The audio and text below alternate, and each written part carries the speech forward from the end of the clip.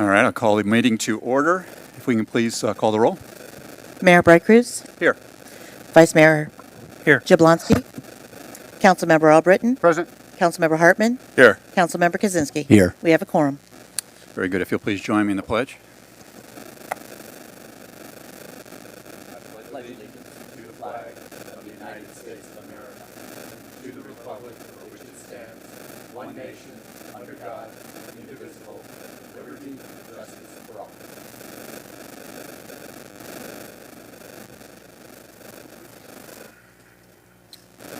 Okay, we'll jump right into the quasi-judicial item. Good evening. Please be advised that the following item on the council agenda is quasi-judicial in nature. All witnesses who will testify on any item in the portion of the agenda will be sworn. Participants who are members of the general public need not be sworn and will not be subject to cross-examination if they are not sworn. However, the council shall not assign unsworn testimony the same weight or credibility as sworn testimony's deliberations. The applicant has the burden of proof. After the applicant's concluding remarks, the hearing will be closed and no additional testimony, material argument will be allowed unless the council chooses to request additional testimony.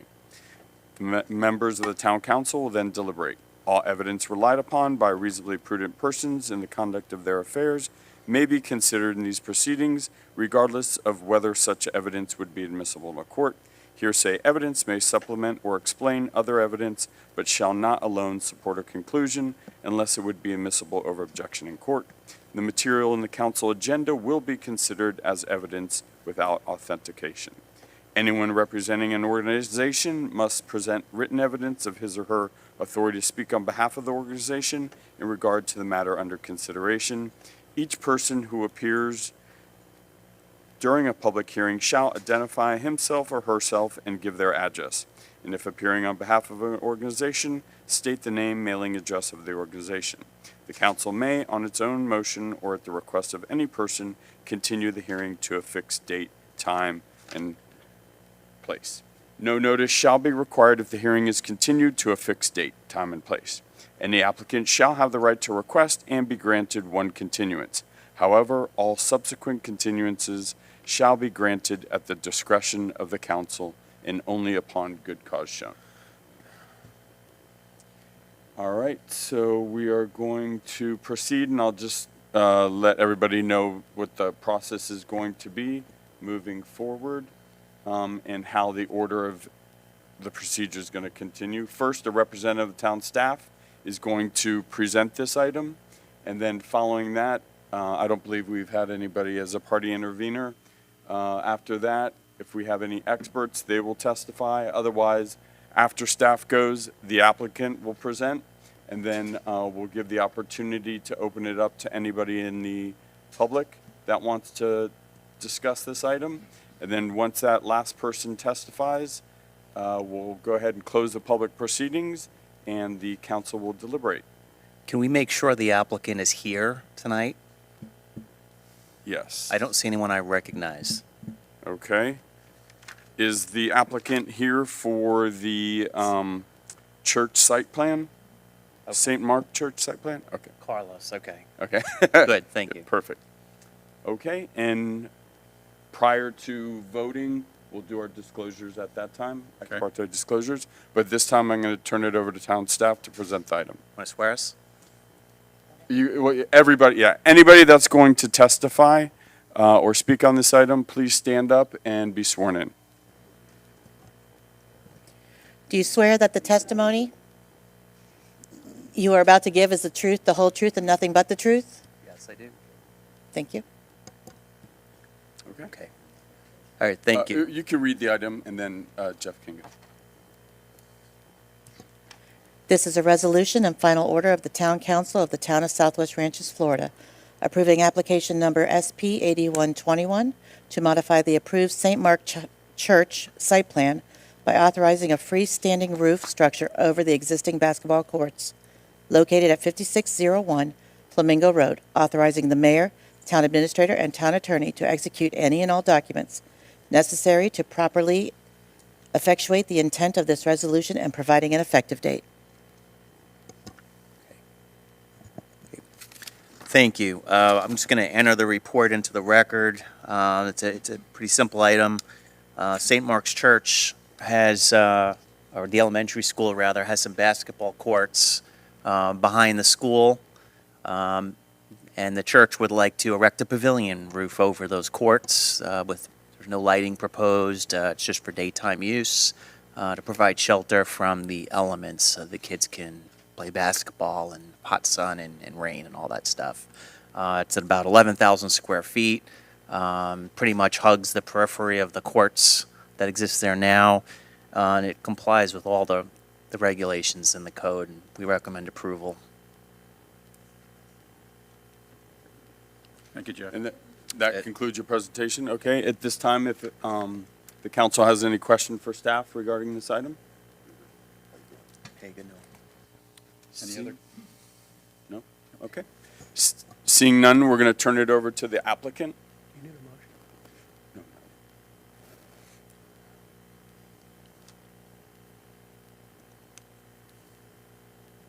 And please state your name and your address. Sorry, is that on? Do we know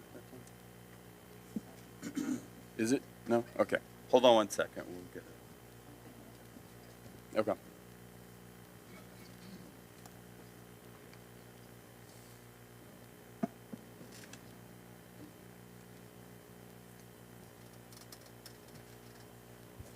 There you go. Thank you. Carlos Sanabria. I am project manager for the Archdiocese of Miami, representing St. Mark's.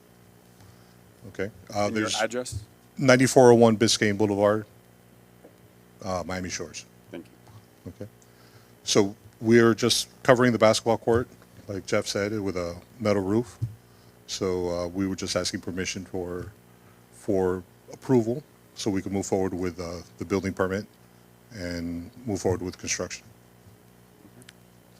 Okay. Is there any questions from the council for the applicant? Yeah, go ahead, Dave. Sir, just a couple of questions. Will this construction, number one, create any additional lighting?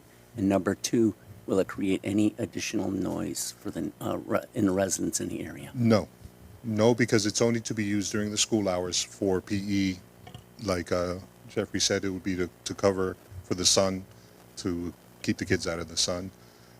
There will be no site lighting. There might be some spot fluorescent lighting inside the court, just to illuminate the court. Again, it's for daytime use primarily. So Thank there you so will be much. no site lighting. Thank you. Is there a hurricane rating on this roof? Yes, it will have the full engineered, it'll be an engineered metal building, and it will comply with all Florida building code. Any other questions? Yeah, just one quick one. So I went over the notes associated. I don't see much regarding drainage. How is this, it's a pretty good-sized roof, 37,000 square feet or so. How are you going to drain the water that comes off of that? We have, and actually I have the architect here, he can give a little more detail, but we do have perimeter gutters and downspouts that would lead out to the field. So if, Not off the roof, but where does it go once it goes down the downspouts? And, you know, I want to make sure you're not flooding the adjoining properties. no, well, we're far away from the adjoining properties. We can design, if we have to design a dry well or some type of catch basin, small basin to receive the water, we could. But they're mainly right now just splash blocks at this point. We can design 4 rainwater leaders down each of the corners and down to splash blocks or a simple drainage system. Let me just ask Jeff a question then. Do you have any concerns about drainage, rainwater coming off the roof? As with any site plan or site plan amendment, I coordinate that with engineering, and engineering did not have any concerns that needed to be addressed as part of the site plan. They feel that through the permit process, all the drainage can be addressed satisfactorily. Yes, at this time, we haven't gone through a full design of the permit set, if you want to call it. Thank you. Okay. I think we're good. Thank you. At this time, is there any members of the public that want to speak on this item? It's not time for public comment, but if you have something to discuss regarding this item, you have 2 people. Okay, you can. Yes. regarding this application, this site plan. Okay, you can come on. Please just state your name and address, please. And you've been Mary sworn Gate in? Chapels. Have you been sworn in? Pardon? Were you sworn in? Yes. Okay, great, thanks. I'm in favor of it. We have arenas covered for horses in this town.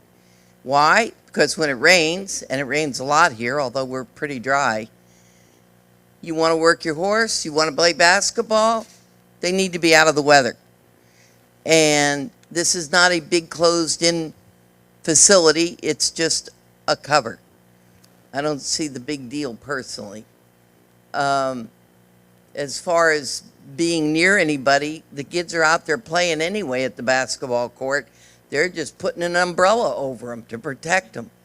That keeps those kids playing during recess every day instead of half of the time they can't go out because it's raining.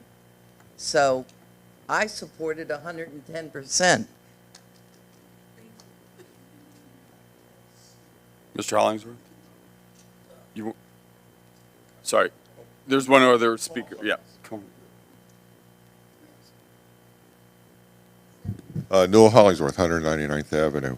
I don't disagree with the covering of it, but mine is the same question I keep having every time they come back every year or two. Why can't they, when they put down for the basketball courts, say in the future, we're going to cover it when we get the money? I realize they have to get the money and put the funds together to do each little piece. But this all seems sort of helter-skelter on each piece, and this piece here, and then this piece here, and then the addition last time, and this and that. Why can't we see a future site plan where they're going to say, we'd like to do this and this and this and this in the future? And we take a look at it and say, okay, you're planning for the future. Instead of, well, we got a piece here, let's do this, let's do that. I'd like to see some future planning when they come forward in the future, instead of coming, well, we've got the basketball courts, now we want to put a cover on it. When they said they wanted to build the basketball courts, why did they say in the future we were going to put a cover over it, and then come back and say, yeah, it's on the plans, a note for the cover? That's all I'm asking. Thank you. Thank you, Neil. Any other members of the public that would like to speak on this item? Okay, at this point, the public hearing is closed, and we're going to turn it over to the council for deliberations. But before we do that, I'm just going to say that, number one, so your decision tonight has to be based upon competent, substantial evidence, and that's solely based on the evidence that's in the record and made a part of the record, which is staff's report and the testimony that you've heard tonight. Again, since this is a quasi-judicial decision, it requires a unanimous vote. And prior to the vote, right now I'm going to ask for any disclosures, any ex parte communications that have occurred, and if we can just go down the line and state those. Yeah, I had a conversation with Father Jimmy right before the meeting, and I was explaining to him the quasi-judicial process. And sorry, and I'm going to just ask, so despite those ex parte communications, will you still be able to make your decision solely on the evidence? Absolutely. Thank you. I don't have any. Okay, No disclosures. okay, No contact at all. okay, No disclosure. okay, great. So now at this point, I'm going to turn it over to the council for deliberations. Do you need a motion now? Not yet. Okay. Go ahead, once you. Any issues with this? Any problems? No. Support it. I'll Yeah, go straight to the support it. vote. Okay, so you can. Yep, go I ahead. think we're all good. All right. I make a motion to approve. Second. Any discussion? We're good. Okay. Call the roll. Councilmember Albritton? Yes. Councilmember Hartman? Yes. Councilmember Kaczynski? Yes. Vice Mayor Jablonski? Yes. Mayor Bright Cruz? Yes. Motion passed. Thank you very much.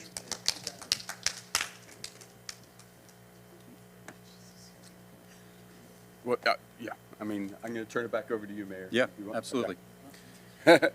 Item number 4 is public comment. Won't we have any public comment tonight? We do, hold on, those are on agenda items. Those are on agenda items. Noel Hollingsworth? Let me just say, you all are welcome to stay for the rest of the meeting, or you're welcome to go. I don't feel like you need to.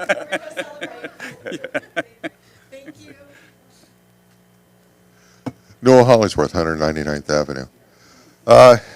The last couple of weeks has been a little bit traumatic for a lot of us on 199th. They're putting in new concrete poles. And they were putting some in on, instead of where they are now, every other property line. They're putting on a lot of places every property line.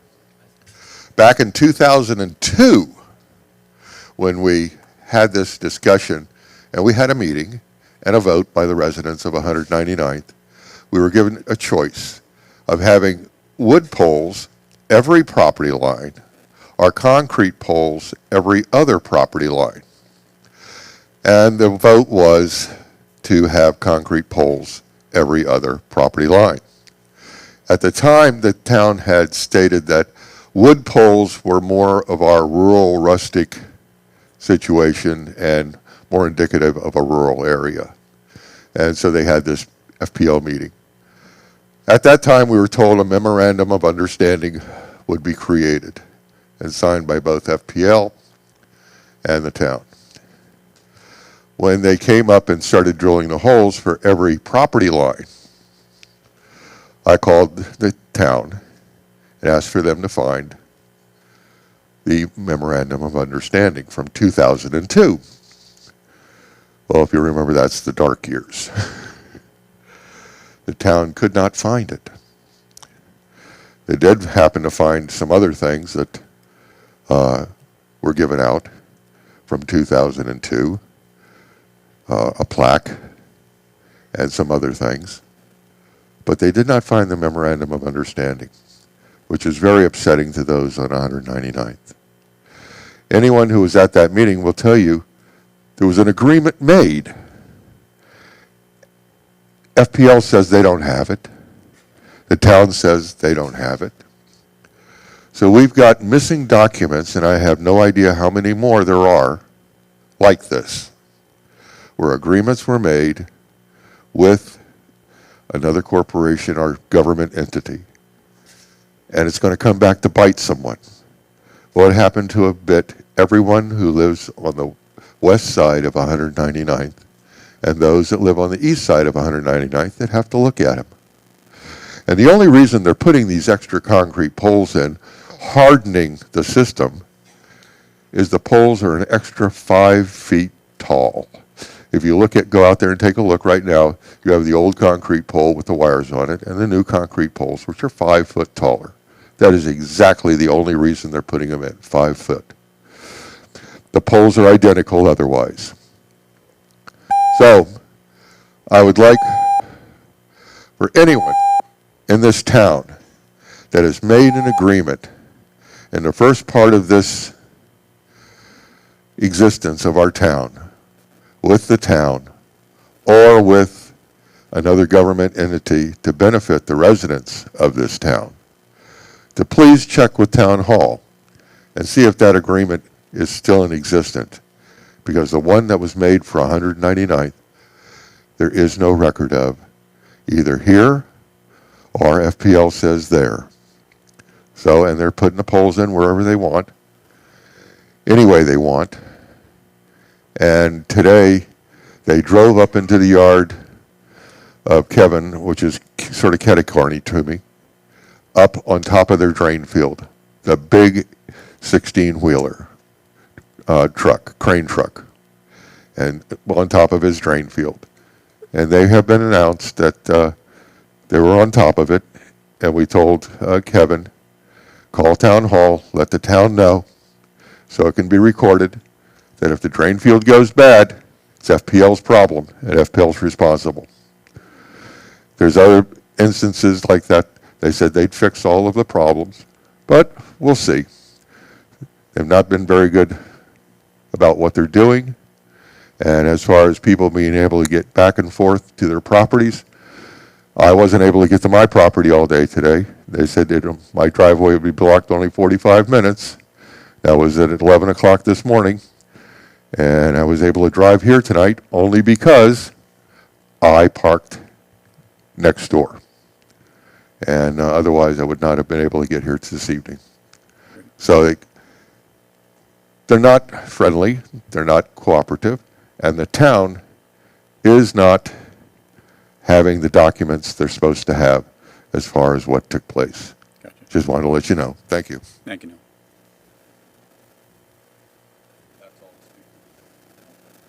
That's all the speakers for public comment. Great, thank you. Public comment is closed. Any board reports this evening? Seeing none. Council member comments. I'll go. Okay. Thank you, everybody, for coming. Everybody out in YouTube land, how many do we have on live? Curiosity? 6. That's 6 guy. Welcome, and hope this is going to be a good meeting for you. A couple things. Want to make some general announcements. One is the scholarships for this year are going to be due at the end of the month. So if you're a student applying for it, you need to work on it. We have last meeting I announced hazmat at the park on the 14th, which is a Saturday. I was incorrect. It's hazmat at the Pembroke Pines location on 172nd and Pines Boulevard at the Waste Pro property, and there's no shredding there. We do have hazmat at the barn on the 9th of July, which will include shredding and prescription drug pickup. So I just wanted to point that out. I made a mistake. For those of you who in Rolling Oaks and in Sunshine Ranches that want to know more about the FPL PowerPoint, I have that available. If you want to email me, I can email it back to you. Presentation regarding the hardening and the underground lines that's going on in Rolling Oaks and in Sunshine Ranches. Water Matters Day is going to be the 21st of May, next week from 9 to 2. And the DMV Flowmobile will be here on the 25th from 10 to 2. You need to make an appointment with Deborah over here and utilize that service. And I drove down Hancock Road today, and I'm happy to say that the guardrails appear to be complete. I don't know if the punch list has been done, but everything looks really good. Great. Cleaned up. There's a lot of cones, so you still got to pick up all the traffic stuff. They're doing that, but that's a really big thing with me is guardrails in Sunshine Ranches. I've been pushing for that for the last 10, 12 years. And we do have a submittal in with the state for guardrails for the southern end, which will hopefully make it through past the governor's The pen. signature, right. Keeping our fingers crossed. We'll see. We'll see how that works out. One thing I want to close with, I want to talk to everybody about, and that deals with Country Estates Park. Okay, we had allocated $30,000 to work on the ball field with new soil and all that, and we found out that was going to be an inadequate amount. And then several months ago, I asked the council to reallocate to the fence on 199th, which is $18,000, $12,000, which leaves us with $18,000 that we were going to apply to the front entrance feature. But a new item has come up since then, and that deals with the fence that needs to be put around the ball field once the soil is spread. And we have a price of $48,000 to fence off all of the entire perimeter of the ball field to keep the ATVs and all that, to put the proper gates in and everything. So what I'd like to do is take the remaining money from the $30,000 and put that towards that, and then finish off the balance with the money that's in the forfeiture fund. So this would be no cost to the taxpayers whatsoever, and we accomplish what we need to accomplish in the Country Estates Park.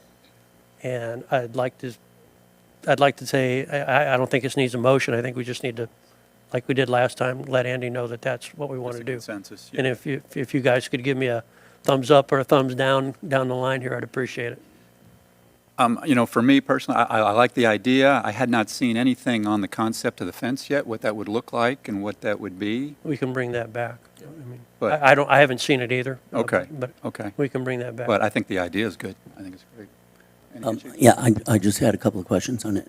You assuring that it's not going to impact the tax rolls at all? Like, it's not going to come from the tax, I'm sorry, say that last. it's not going to come from the tax rolls? No, not at all. Okay. It comes from the forfeiture fund. No taxpayers' money is being used on this. All right, perfect. And Not I in the haven't seen budget. anything in a general concept. It sounds like something I could support. I'd like to see the details. Okay. Thanks. Yeah, a plan will be submitted to us prior to that, but it's like the first step. Yep. You know. Gary, I'm in favor of it. If you don't put a fence up, it'll be torn up within a few weeks or so. Right. The people that are riding the ATVs have no respect for the property sometimes, and that's probably one of the only ways you'd keep them out is put a fence up. Yeah, we've gotten kind of lucky with volunteers in town. They're going to spread the soil. We're also going to be at the preserve, the Southwest Meadows Preserve. Say the whole word, say it all out. We're going to be putting in the new chain link fence on the west side, and one of our residents is donating the planting material to put in to start the hedge for that. So things are moving, and the Rural Arts Board is working on the signage for the preserve. So I feel really good. We got a lot of projects A lot of going good on. stuff going on. Yeah, Absolutely. a lot of stuff coming to fruition now. And the important part is almost all of this is like not taxpayer money. It's not coming out of the budget. So I feel really good about that. Yep. So that's all I have, Mayor. Great. Thank you, Gary. Would you like to go next? I'll go. Gary, I like the idea of the fencing. I mean, that sounds like a great idea. Just, again, December's put up, all the signage that probably makes sense. And 2 weeks ago, I was over there and there's a bunch of new donuts. So until we can protect the area, it doesn't make sense to spread the fill, so. Yeah, that's the only way we're going to be able to Yeah. protect it. We're having similar problems over at Roca, although I don't know if there's fencing that can fix the problem. On the circular driveway up against the pond there were 20-foot donuts there this week. Yeah, I saw that. I walk there a couple Yeah, times a week. yeah. I see that. But let me give an MPO report. Lots going on with the MPO, and a number of things were voted on this morning. If you recall back a few months ago, I talked about the Metropolitan Transit Engineering and Construction Cooperative. That was the organization that the MPO was putting together with some of the larger cities to try to handle and administer the federal funds and also the surtax dollars for these cities. What this organization will do is handle the reporting and handle all of the compliance requirements. The founding cities are all kicking in $100,000 apiece to get this thing rolling. A member city like we would be $50,000 with an annual $25,000 bill on that. So if we get to the point where we need it, and when we discussed it a few months ago, it probably didn't fit our town. But if all of a sudden a lot of the federal dollars start flowing our way, we can get involved for first year $75,000. It requires a 5-year commitment, so we need to think about it because if this is something our engineering department and public works department can handle, obviously it's more cost effective. But that's been funded, and that's actually going to reduce the budget for the MPO. Believe it or not, we voted on the budget this morning. Their budget, now realize their only money comes from the cities and the county. So their budget's about $4.8 million forecasted for next year, and we approved $4.5 for next year. And the reason it's gone down is the cooperative that I just mentioned is taken off the top. That'll be self-funded through the cities that are using the services. They've also, something for us to pay attention to, they've also given their employees a 3% COLA increase, given what's going on in the world. And they've also given them up to a 3% performance increase, depending on the person's work. So that was, now the last thing we discussed is Brightline. we're being recognized by the federal government as having the most dangerous tracks in the United States right now. The accidents that are going on, the people that are being killed for all kinds of reasons are completely unacceptable. You know, I grew up around railroads. Where I grew up, they're all over the place, and I don't recall people, wasn't in the newspaper very often, let's put it that way. What they're thinking is there's cultural issues, there's people aren't used to trains coming down the tracks 80 miles an hour, but I'm not used to people riding scooters and cutting through traffic to get ahead of the train. So there's education that needs to go on.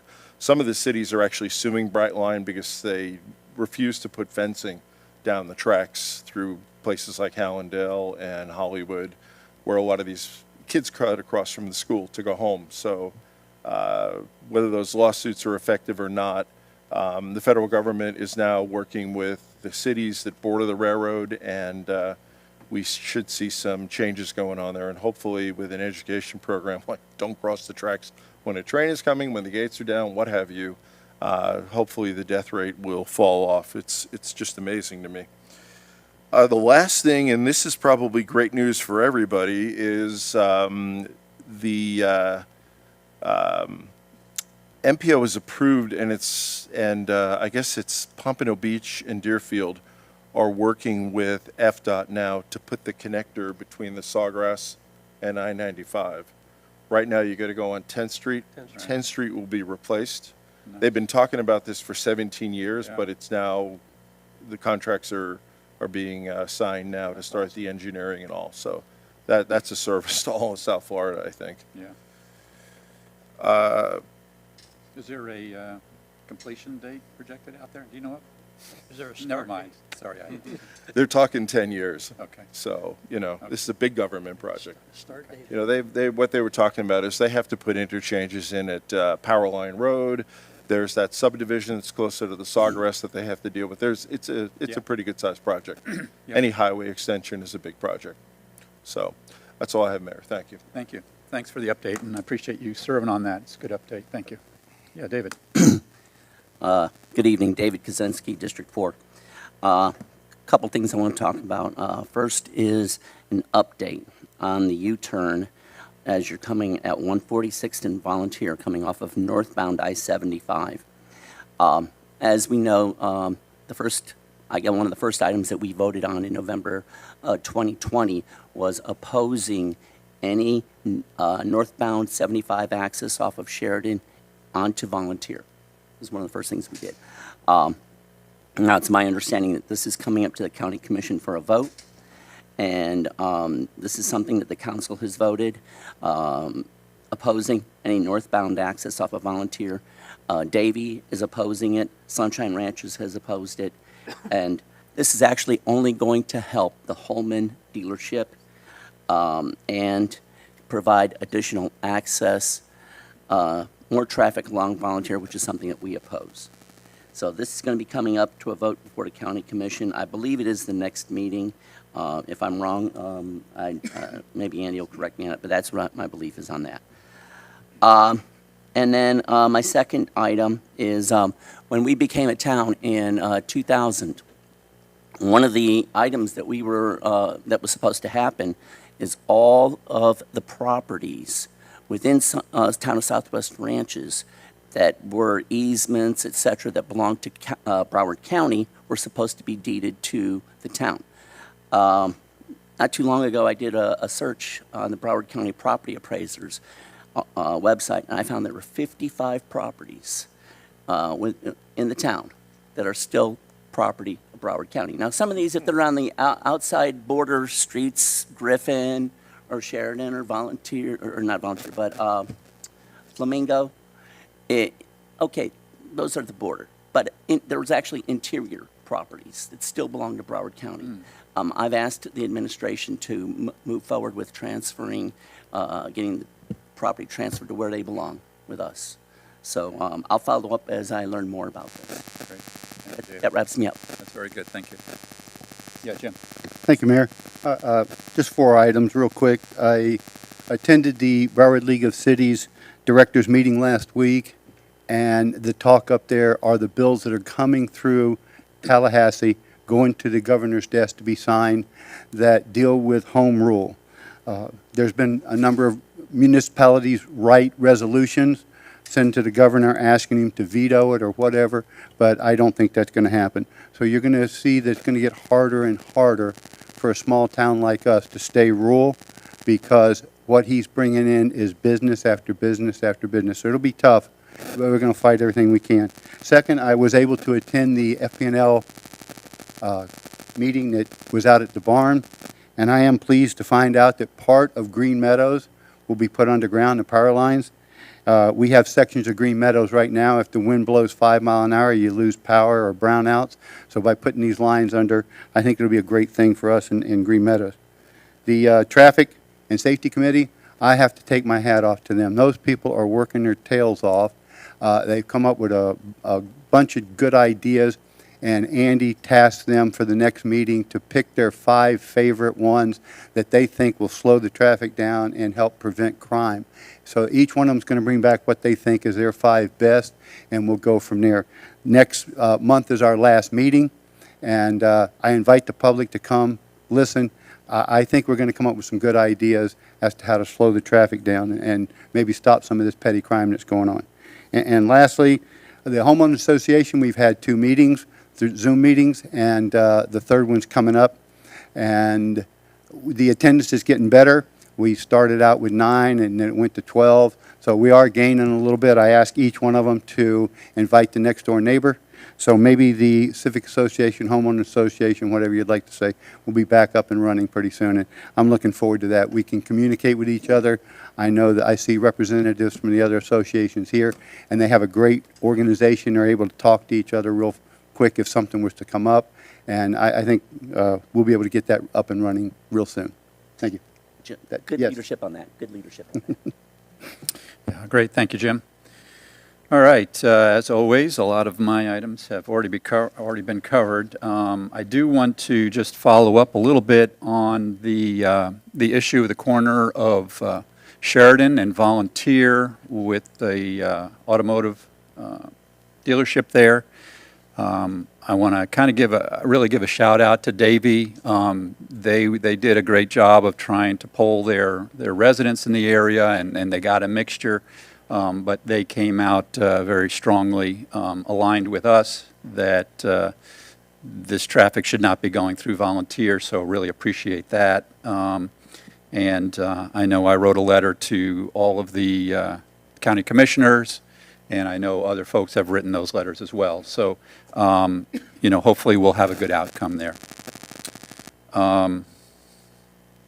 Andy, if you could, I'm going to ask you to just, we've been working, as I know a lot of you have been are aware of, we've been with the swales and the potential of using the Bahia grass versus the St. Augustine grass. It's been a bit of an adventure, but we've come up with kind of a compromise in the middle, which generally, as you know, normally doesn't make anybody happy, and so I don't think anybody's happy. So I think we hit the nail on the head. But Andy, if you could walk us through that, I'd appreciate it when it gets to the administrative.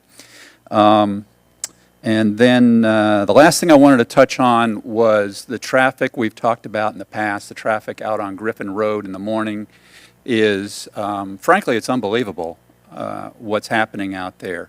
It is literally, the traffic is stopped from Bonaventure, past 199th on most of the mornings early on. So we asked Broward County to do a new traffic study out there for us. They did it. Unfortunately, I don't know how they got the results that they got, because the results indicated that there was no issue out there. I have no idea how they did that. I mean, I can see that there wasn't a lot of traffic moving through at those hours because it was all standing still. So that means it's not really moving through. But you would think over a while they would all be counted. I don't know what happened with that study, but it does not match up to the reality. I think we need to try and get somebody from Broward County to actually be out there and see the reality of what's out there and experience it firsthand, because something was not right with the study. All right, so with that, I have no further comments. If we, Richard, do we have any legal comments? No legal comments tonight, Great, Mayor. thank you. Thank you. And so Andy, any administrative comments? Legal is always more brief when Keith isn't here. I know, I know. Yeah, just a few things. As you all know, we're working on a draft copy of the P3 agreement, and we're going to do a special set meeting for June 2nd, 7 p.m. here in council chambers. Many of you have various travel schedules upcoming. That was the one week that we could do it where we have all the council here. And given the magnitude of the project, we felt it was very important to have all the council here to discuss that. So we're teeing that up for June 2nd. We'll announce it obviously tonight. We'll announce it at the next council meeting. We'll promote that accordingly to the public as well. Yeah, Andy, if we can, yeah, we really need to, because it's out of our normal schedule, I want to make sure that we get the word out there as much as we can, the sign out on the road, the email blast. I know you guys are great at getting the word out, but I want to just make sure we do that. Sure, Mayor. Yeah, we'll do what we can to promote that. The next thing is Sandy Luongo is our emergency manager. As we're coming into hurricane season, we're preparing a presentation for all of you so that you can better understand our process and what we go through in before, during, and after storm. And we're going to send out some information to all of you for some of those ICS courses that you can sign up for. Some of you have been through CERT. You have some familiarity with it. Some of you haven't. Those are some online classes that you'll be able to do at no cost. It'll give you certainly a better understanding of the organization and how we work when we switch from our normal town management mode into emergency management. So I think you'll find it interesting. I think it'll be informative for you, and we're going to get that information out to you soon. I can tell you this afternoon I had a visit from a resident, Debbie Goff-Rose, came to see me and brought a box of documents from that she got from Tammy Dollar, which goes back to about the year 2000 and some pre-formation of the town, but there's a bunch of newspaper articles in there that talk about the first year of the town. There's stuff from that first election, some other documents that are in there. So I've got a bin that's in the back conference room that will make part of the Historical Society going forward, and certainly you may find some of that interesting. Just Is there an FP&L MOU in there somewhere? We searched. I searched, Russell searched, Debbie searched, I spoke to FP&L. FP&L had no record of it. I have no doubt that there was a discussion at the time. There might have been an agreement, but it doesn't appear to have been properly memorialized, unfortunately, just to go back on that. And last, Mayor, you talked about the sod.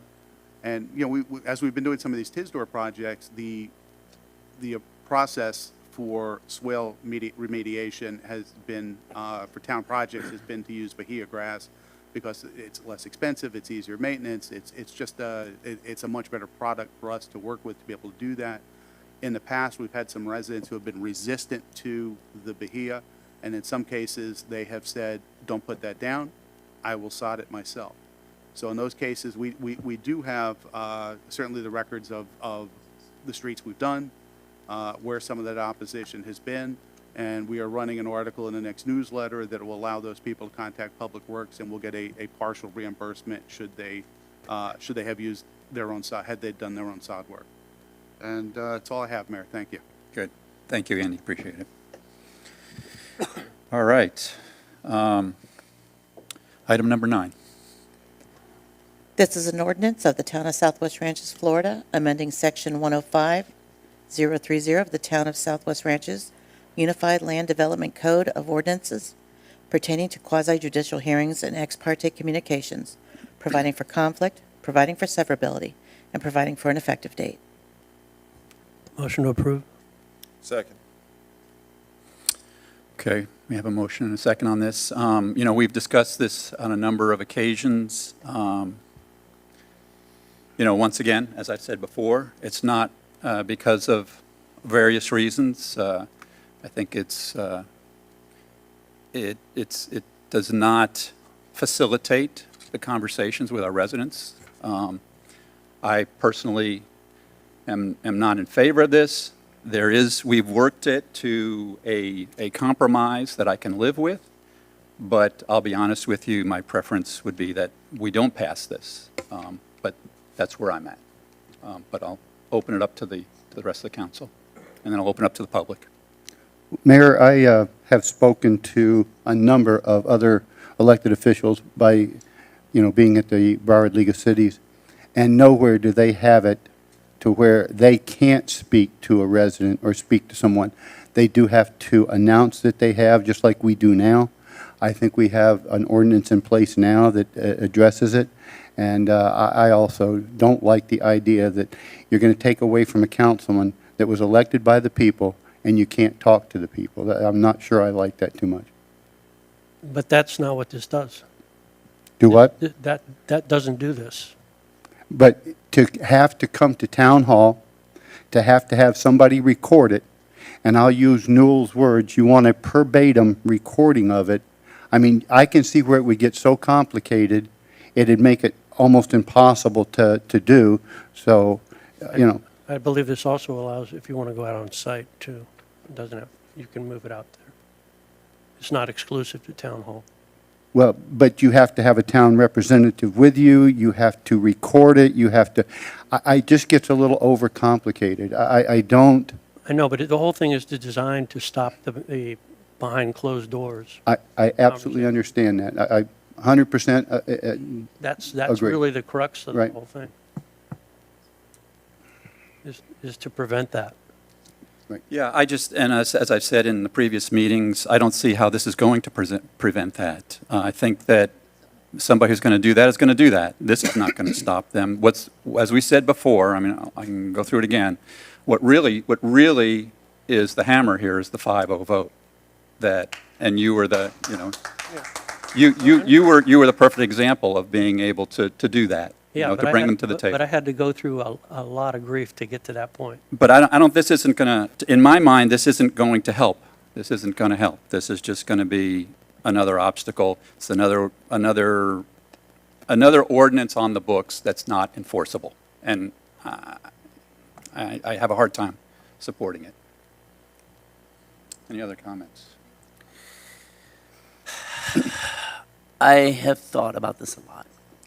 And some of this is, first of all, I believe that our code should be easy to read. Very, very easy to read. And I think when you get into this addition of notwithstanding anything to the contrary contained herein, all ex parte communications shall conform to the following requirements. I think that you're starting to get really into legalese. And as I said at the last time we were discussing this, I'm actually in favor, and what I want to do is be able to send this for an evaluation by the Attorney General of the state of Florida. And it's really what I would like to do, because I think it would give a legal perspective on this. I've heard, okay, well, some attorneys in here or attorneys there support something like this, but I think they're going to be biased by having an unbiased individual in Tallahassee, the Attorney General, whose part of their duties are giving advisory opinions. I think that's where I would like to lie with my opinion on this. I really like to be able to talk to my residents when there is something coming up. And I do think that the 5-0 has protected this. Gary, I commend you. You have been just an amazing the right place. council member. You have been an amazing council member. But to put a restriction on whom I could talk to, I'm not going to talk to an applicant. I know, but there is no restriction. It's just a matter of it being codified, But being I'm sorry. recorded. One more time. There is no restriction the way this is written. You can meet with anybody. It's just that the rest of us all get to know about it. There are restrictions. There are restrictions. Here's a thought. And I don't even know if this works, Rich. This maybe you can weigh in on this. Is this something that we could pass with and send something to the Attorney General to get an opinion contingent on that? Yeah, I mean, that's what we could do. I mean, the council, if that's their pleasure, pass it tonight, subject to and condition it upon the town attorney's office would send everything to the Attorney General's office for an informal opinion, just making sure that it is within and falls within Florida statutes and can be passed that way. So you could pass it tonight, subject to it being sent off for the AGO informal opinion. That's something that I would support. I really, really do. Well, Question, can you send it to him before you vote on it? Once it's voted on, no matter what his opinion is, it's Yeah. voted on. Yeah. So that's what I'm not comfortable with.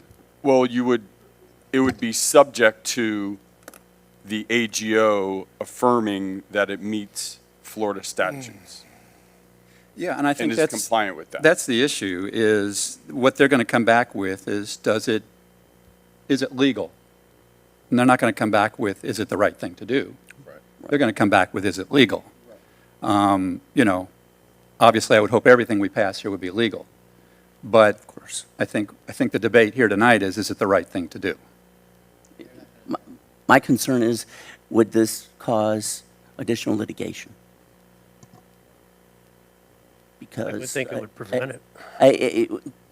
If there's insurance, okay, it could cause additional litigation, but we will win, it's still going to cause litigation. If we can avoid litigation, that's something ironically, an attorney saying this, but it's something I would like to keep out. I really would. Let me jump in. Yeah. So I've given this a lot of thought, and as I said last meeting, I'm really not for adding new rules to what we already do, and I agree. I don't think, if somebody is going to ignore the law, if somebody is going to ignore our rules, our ordinances, this isn't going to change any of that. I believe the 5-0 is the big hammer. As I said last time, I mean, that's the way to, if we think that somebody is up here is in cahoots with a developer or whoever's appearing before us in quasi-judicial, we should trust our guts and vote against it, and that will send a clear message. So I've more or less withdrawn my support for this in changing it. Okay. All right. Let me open up to the public. Any public comment on this item? Yes, Mayor, we have 3 speakers. Doug McKay, oh, sorry. Yeah, we can just go. Yeah, we'll just. Oh. We That normally, was for public comment. if it's This is like a during public stand-up comment, we go through the line. cards. Normally for an item for public comment, it's just open and we take turns. Perfect, okay. So, thank you. Noel Hollingsworth, 199th Avenue. I will say exactly what I said the last time. By not having rules of ethics and not being able to know what someone said in private with a developer or with a person who wants to have something happen on their property. We sent 2 county commissioners. We sent our grant writer.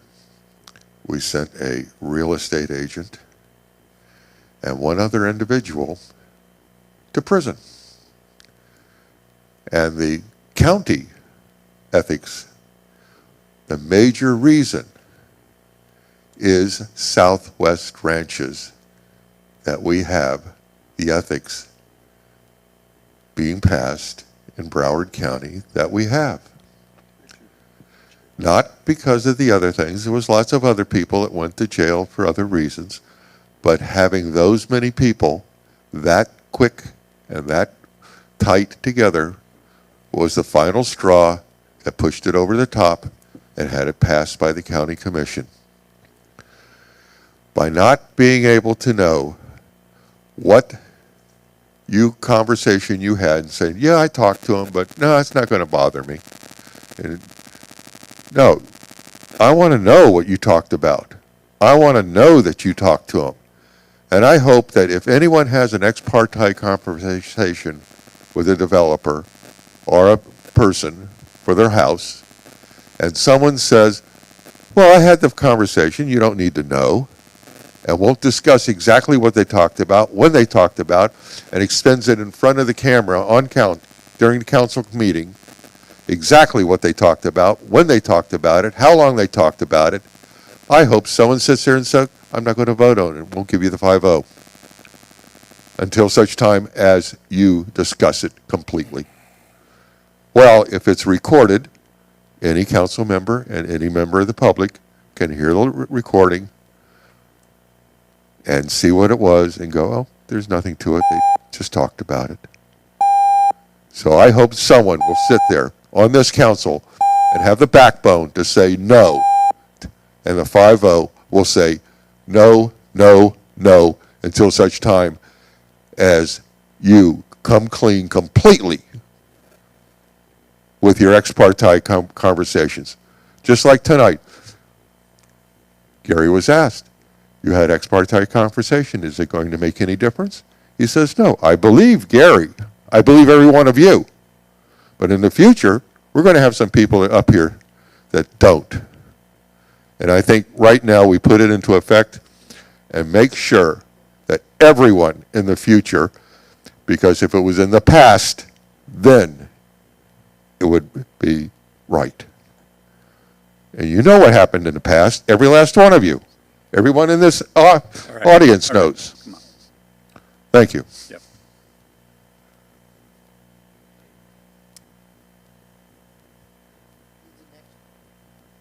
Go ahead, David.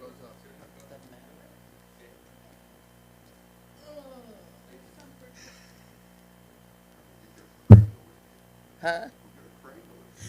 Getting close. I've only fallen 3 times in 3 weeks.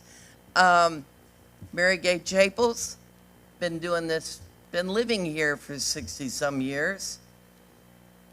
Been through several town administrators. We had some really slick ones in the beginning, and we had a lot of slick employees in the beginning because of the way it was set up. We made those corrections. Hopefully the public will elect, bite my tongue, honest people to sit up there and represent us, because you 5 are controlling my life and 10,000 other people that live in this town. Plain and simple. And I have always been able to go to a county commission office and talk to them about anything, from soup to nuts. And I'm assuming I can still do it without feeling like I'm a criminal. I don't feel that by putting all these restrictions on me as a paying taxpayer and resident, I can't come in and talk to you and tell you what I support or what I don't support, or what's coming down the pike, or maybe it's just a warning. And maybe I'll talk to 3 of you and maybe I won't. But I want to get feedback from somebody, because we also have the 5-0 vote, which means I don't need 4 of you. I only need 1, because one person controls everything. He can say yay or nay. So I think you all seem to be on the right track, that you've got enough restrictions. And if you're a crook, you're going to be slick. You're going to figure out a way. So I'm just telling you, we've got enough. The county has set in place, and they live by it. We should be able to live by it. Come on. We haven't got that much land left. Thank you. Thank you.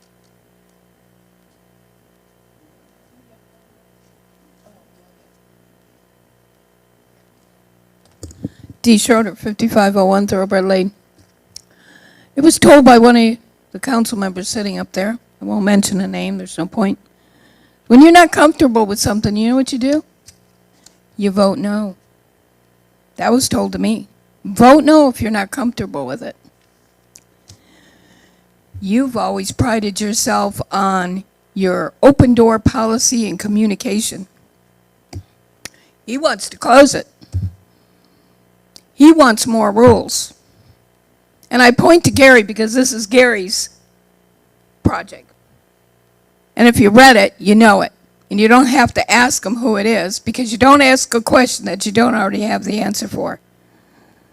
We got enough rules in this town. You can't enforce the ones you have here. You have documented everything that has ever come to you. And now you want to document more. Maybe nobody's comfortable coming to you because you document everything. Maybe nobody's comfortable coming to you because something else. Or maybe nobody's comfortable coming to somebody else because they know they're going to be probably harassed or they're gone after or something like that. So you pick somebody that you feel more comfortable with. Is it your decision to tell us who we get to go to and who we get to talk to? We put you in office. Remember that. We can take you out. It's a job, but it can happen. Am I upset about it? You damn right I am. I feel like my rights are being infringed on. And Gay's right. You represent all of us. You have control a little bit, just like any other council. When you guys sat out there, they had control over your life. It was a cluster, you know what, back years ago. We had bad people. And she was referring to, I believe, Bev Gallagher, when there was people going to jail. Nobody with a life sits and listens to all this stuff all day long. We have lives, we have families, we have things to do. So if you're not comfortable with it, and I'm addressing you, Jim, you do vote no. Bob's not comfortable with it, and I know I'll get a no out of him.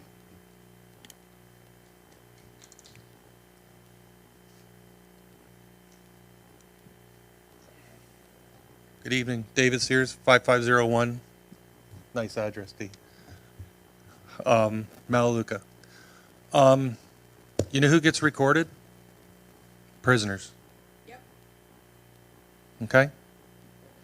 How much money is it going to cost the taxpayers, me, to do this? If you're going to record it. David, how much does it cost an hour to have somebody record what's going on? At least $100 an hour, right? Because you can't get... The people that come out of Home Depot don't work for anything less than $200 a day. Okay?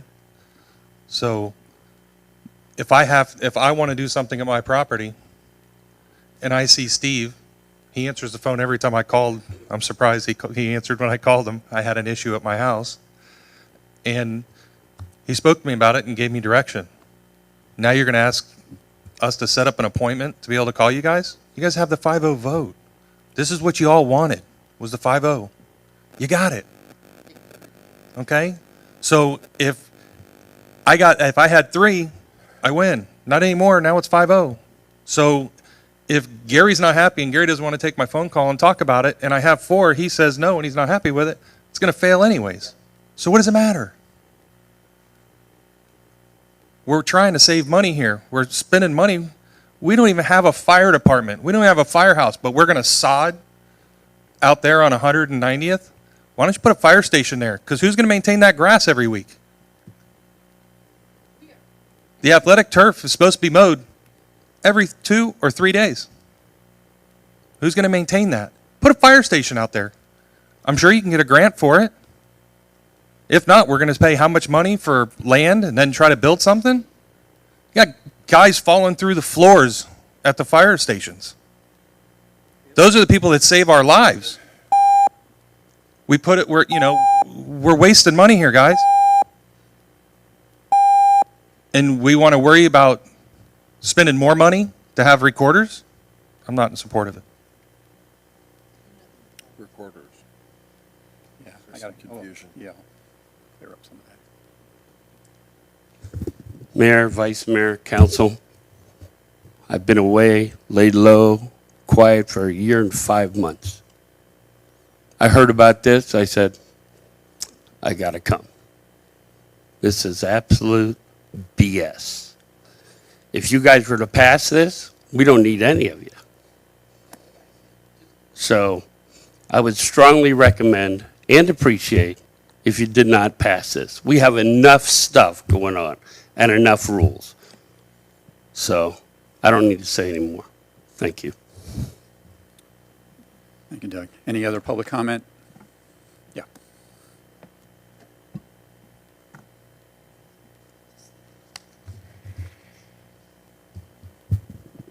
Good evening, Mayor, Council, and staff. I think a lot of what I have prepared has already been said. And, oh, yeah. Thank you. Sorry about that. Thank you. So I'm just going to try to go through this pretty quickly. Again, as always, I appreciate the opportunity to share my thoughts with you.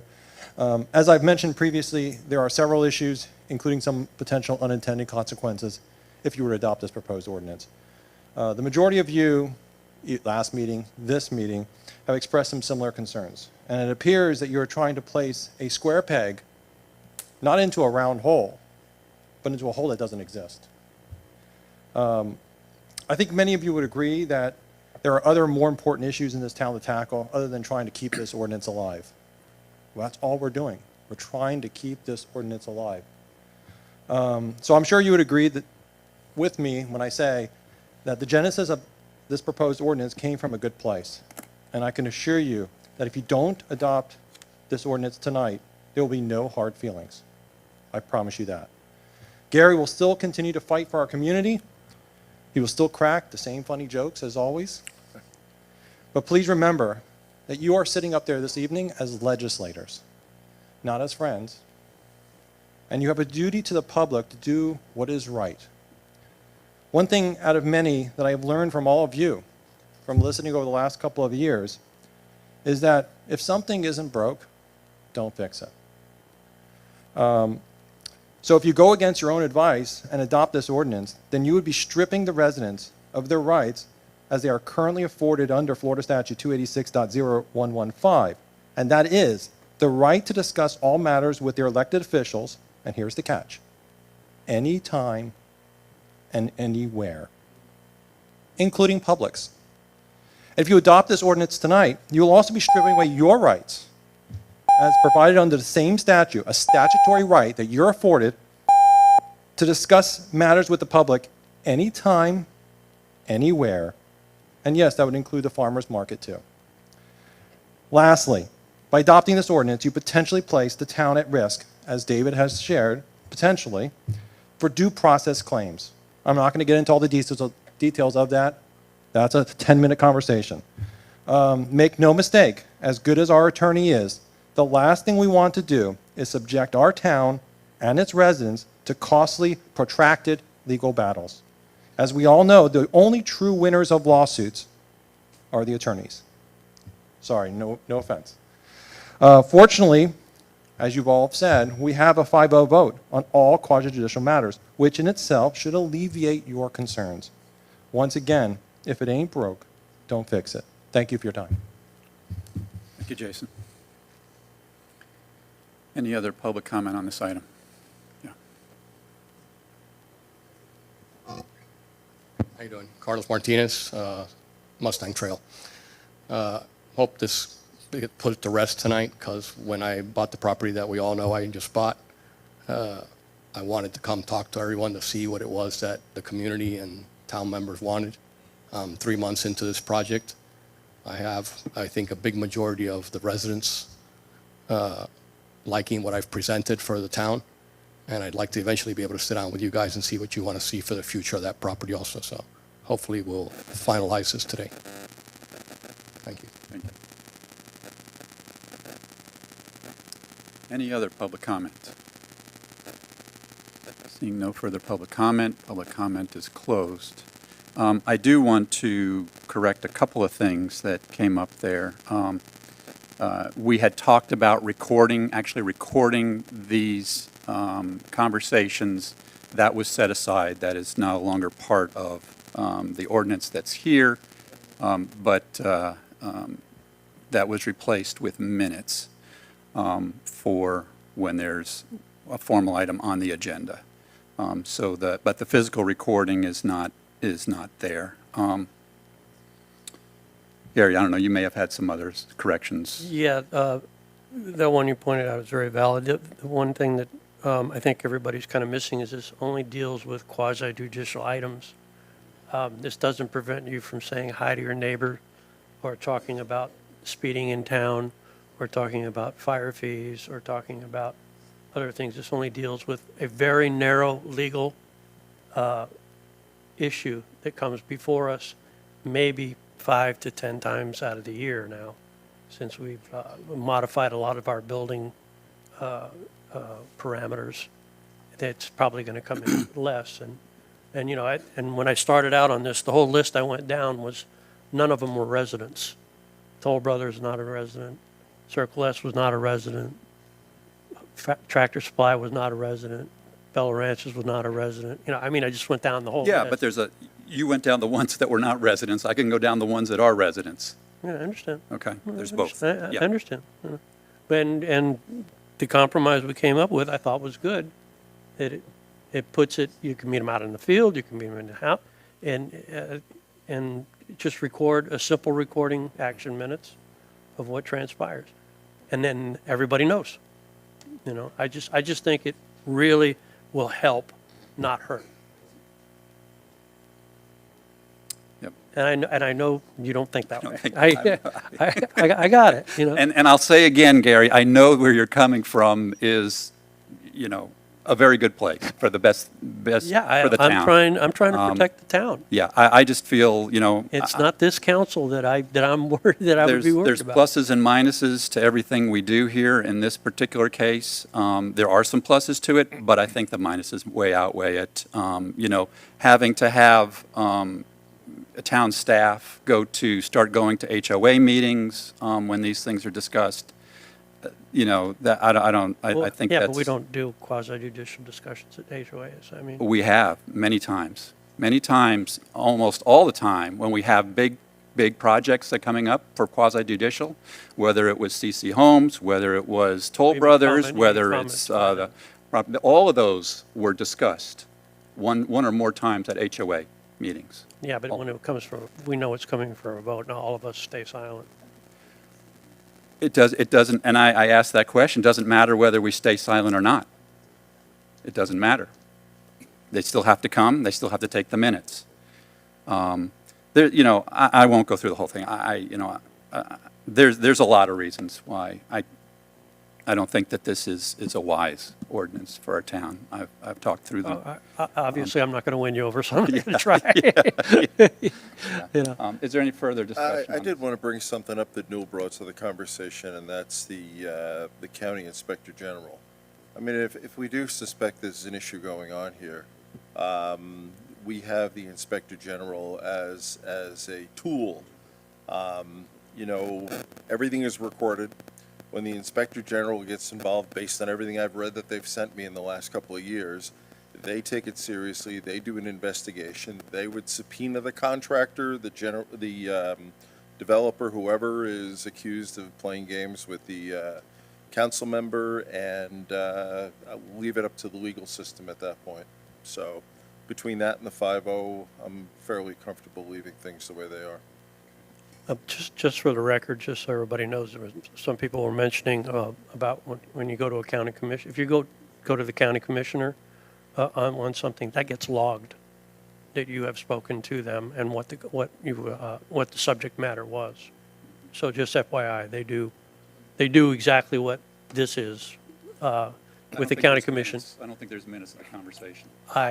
The few times that I've met with them, they basically recorded and what the topic was. The topic. Yeah. Yeah. Topic. And you know, go from there. You know, it doesn't look like I'm getting a lot of support here for what I have, you know, and if it makes everybody feel better, I'll withdraw my motion. So we don't have to go to a vote. I mean, I'm not, you know, this came from Yeah, a good place. absolutely. But if this isn't something you guys are going to support, I'll just withdraw my motion, so we don't have to get into a big tuckus about it. It takes a lot of courage. Huh? It takes a lot of courage. Yeah. It does. You going to withdraw your second? You want to withdraw your second, David? No. I didn't second. Bob did. seconded. Oh, that's right, withdraw. Okay. All right, so it dies. Okay. All right, and you know, once again, Gary, I know it came from the heart for good things for our town, so I appreciate that. All right, item number 10. Item number 10 is an ordinance of the Town of Southwest Ranches, Florida, redistricting the town in accordance with Section 2.04B of the town's charter to incorporate the results of the 2020 census, repealing ordinance number 2011-14 by establishing and adopting 4 revised residential election districts prior to the qualifying period for the municipal election of 2022, providing for conflicts, providing for severability, providing for inclusion in the town's code, and providing for an effective date. Motion to approve. Second. I'll be third. I have a motion and a second. Is there any council member comment on this item? How in the world did they steal my thunder? That's my district. I They love did, both. didn't they? Yeah, Gotta be- he gotta did it. be- We had a third and a fourth He on did, this. right, a third and a fourth, right. All right. Any public comment on this item?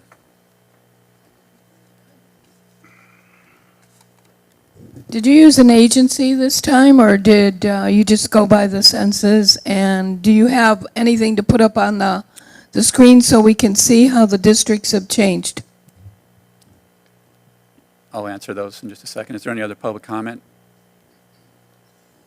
Seeing none, public comment is closed.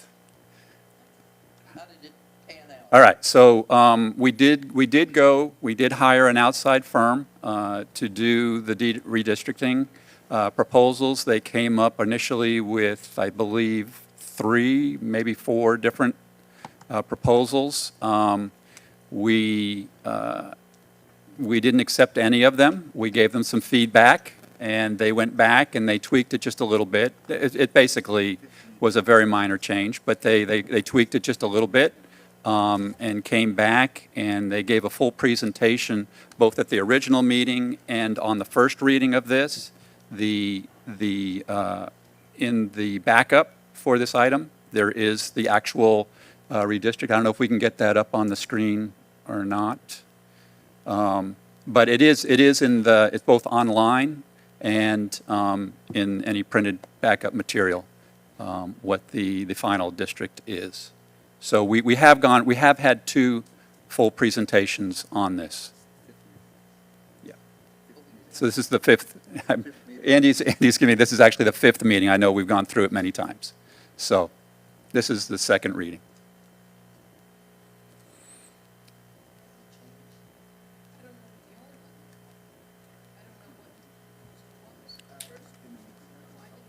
No. Go for a vote. Vote. Just a second, if we can get it up on the screen. Oh. Can I ask a question? Sure. Come on up, Gay. While we get, You have an election coming up, yes, we do.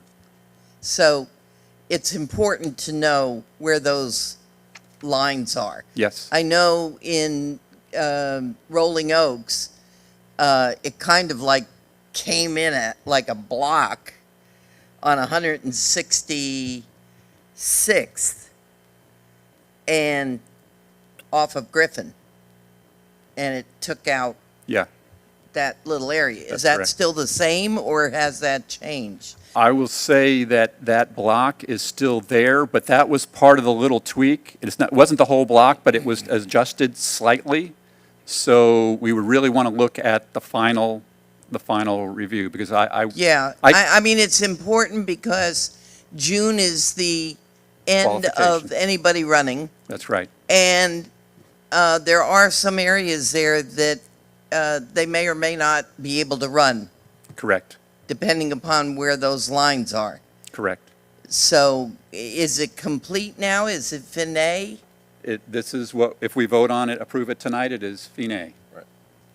This is So the the second reading. pink is out west, the furthest one. That's correct. That's District 1. And does it come in on some of, So let me explain the chart for a second, okay? okay, thank you.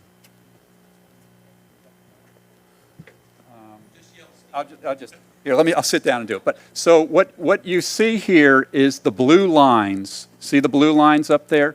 The blue lines are the lines the way they are today, or the way they were in the last election, okay? These were the blue lines here was our old districts.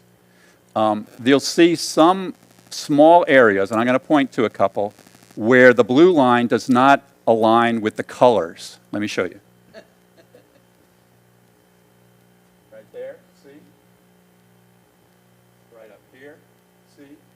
There's a few places where, and here, where the blue line, okay, where the blue line does not align with the color, and that means that that is changed from where it was before.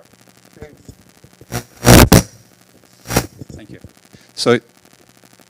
So that means that it's changed before. So as an example, see the blue line comes around here like this. So this was all part of District 3 before. Now there's a green section within that blue line. That means that has moved from District 3 to District 2, from Jim's area to Gary's area. This piece here was in District 1, Bob's area. This has now moved from Bob's area to Gary's area in District 2. This section up here used to be... Yes, it is a portion. I believe it is. And this used to be in District 2, Rolling Oaks, and now it's District 3. This section over here did not change. District 4 did not change at all. Okay? Those are the changes. So that makes a big difference between Rolling Oaks and Green Meadows. Well, let me just say that these changes... Is it equal in population? That's exactly why we did what we did, yes. I mean, it's not exactly equal. You can't make it exactly equal because there comes in like in pods where they don't break it down to the household level. They break it down. Census blocks. They break it down into little blocks. And so you have to move the blocks around. You can't move house by house. So you can never get it to be exact. But there's two things that they try and do when they do the districting. Number one is they try and get the numbers as close as they can across all of the different areas, the 4 different areas. And then the second thing is concentration. They try to keep kind of like together. So, Okay. that's correct. That's correct.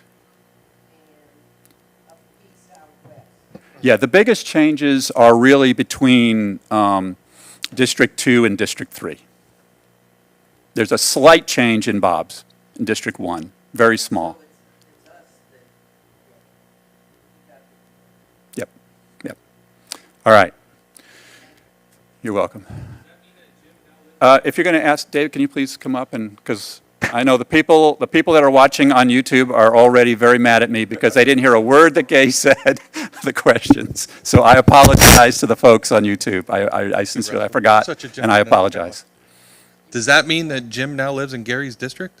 No. Because it's No. close, it's within no. a little bit, so Yeah. that's why I was But just. it's not. Close, but not No, exact. I hope not. Yeah, no, it's not. So, all right, thank you. Yep, thanks. All right. Very good. Any other council comment on this item? Seeing none, Deborah, if you could please call the roll. Certainly, Mayor. Councilmember Albritton? Yes. Councilmember Hartman? Yes. Councilmember Kaczynski? Yes. Vice Mayor Jablonski? Yes. Mayor Bright Cruz? Yes, Motion passed. thank you. Mayor, Okay, we passed. Mayor, something. on item 11, which is the surtax funding for the Green Meadows Drainage Project, as I indicated to you all via email today, there was an issue with the attachment, or with the exhibit, I'm sorry, as supplied by Broward County. So staff would like to withdraw this item for this evening. We will work that, bring it back before you again at a later date with the correct information. Perfect, Thank thank you. you. Thank you. So we will, We need a motion to table it? Okay. okay. Item number 12, approval of minutes. Do I have a Motion to approve? Have a motion? Second. Second. Is there any additions and corrections to the minutes? Is there any public comment on the minutes? Seeing none. Deborah, if you can please call the roll. Councilmember Albritton? Yes. Councilmember Hartman? Yes. Councilmember Kaczynski. Yes. Vice Mayor Jablonski. Yes. Mayor Bright Cruz. Yes. Motion passed. Motion to adjourn. Awesome. Thank you. Thank you.